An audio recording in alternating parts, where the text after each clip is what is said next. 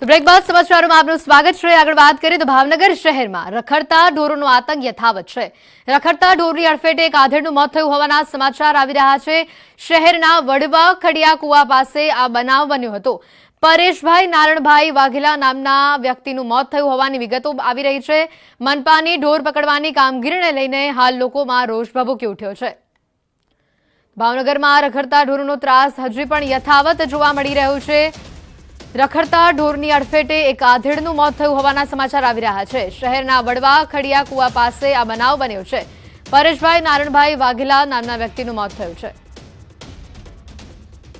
નીતિન અમારી સાથે phone line ઉપર સંવાદદાતા ભાવનગરથી અહીંયા જોડાયા છે। નીતિન, શું છે સમગ્ર માહિતી?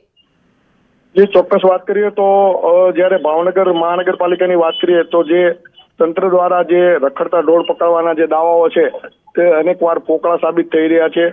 કે ચોક્કસ કહી શકાય કે દિવસની કામગીરીમાં તેઓ 10 થી 12 ઢોર પકડતા હોય છે। ત્યારે રખડતા ઢોરનું જે ભાવનગર ખાતેની વાત કરીએ તો જે સામ્રાજ્ય છે બહુ મોટા પ્રમાણમાં છે।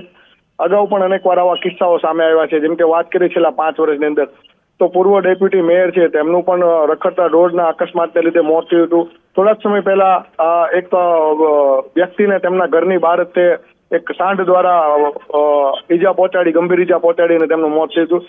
ત્યારે ત્રીજી ઘટના પણ આ સામે આવી છે અને આ અંગે તંત્રને અનેક વિસ્તારોમાંથી પણ રજૂઆત કરવામાં આવી રહી છે, પરંતુ તંત્ર દ્વારા જે ધ્યાન નહીં આપવામાં આવતું હોવાને કારણે આ જે પ્રજા છે તે આ ઢોરના ત્રાસનો ભોગ બની રહી છે। જી બિલકુલ, આભાર સમગ્ર માહિતી બદલ નીતિન।